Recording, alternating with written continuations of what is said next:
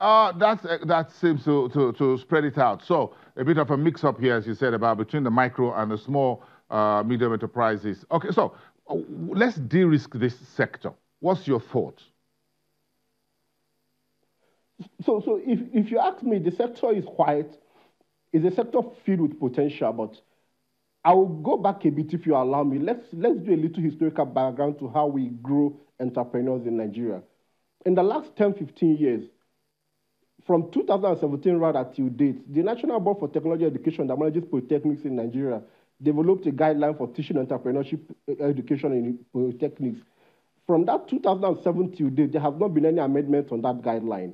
So we are the same knowledge we started teaching in 2017 is what we are teaching till date.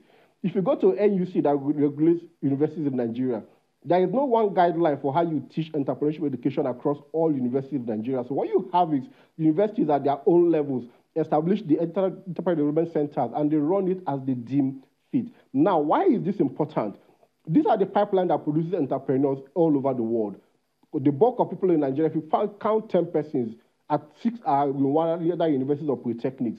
Now, these are persons who would, after staying maybe a year or two, not getting jobs, we want to start small businesses. So the question will now be, what have they learned while in tertiary institutions, while waiting to serve, which takes like 12 months before you get called for youth service? While in youth service, what knowledge have they learned about entrepreneurship? What is the source of that knowledge? Is it preparing them for life as an entrepreneur? And the reality is it is not preparing them. So when people decide to start small businesses, in most cases, like I said earlier, it's often because they have tried A, B, C, and it's not working. And the next thing is to start a small business by a corner. And I'll tell you a practical example. We interviewed with somebody in Benue State who is a lecturer in the State University, runs a sachet water production factory. And we looked at her transaction, her books, and she was making so much loss. And the question I asked is, where is your production facility?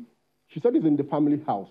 Why did you cite it in the family house? She said, well, she didn't have to pay for a space in the family house, so she cited it there. And now the reality is, where the family house is, has electric power supply. They don't get more than 1-2 hours daily. 30 minutes drive from the family house is a place you get up to 8 hours on a daily basis. So we looked at the cost she has been spending on running diesel generators and took it out from what she would have paid for rent in the other location. And it was almost around 30%. So if she has put her business location where there was a little bit stable power supply, which is even closer to the market, she would have avoided 70% of the cost she has carried in the last 4 or 5 years. But the question then is, at the point she wanted to start that business, there was no agency in Benue State she could go to. She didn't even know about SMEs and to talk to. So most people invest in MSMEs without having the fundamental information they need to have. And that is you have this in Benue, this in Anambra, this in Kogi, this in FCT and Lagos. By the time you mop all these persons together, they form the people you call entrepreneurs in Nigeria, people who are barely informed, people who barely understand what best practices are, people who have invested because they need to survive. Celeste, 2 minutes to wrap up this interview section with you. So we have a new microfinance bank. The banks themselves says, well, we want to do this business ourselves.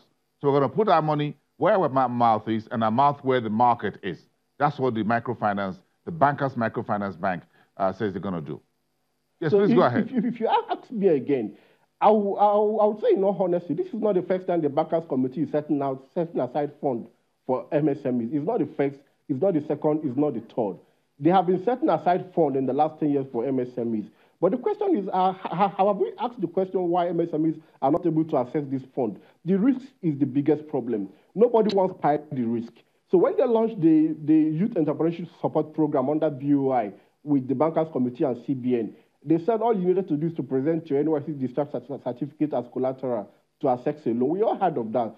But the banks now have to pledge national security to CBN to access that fund. And the bank said, no, we can't give you our own cash and accept paper from graduates. So the question here is, how do we intend to de-risk lending to the MSME sector in Nigeria?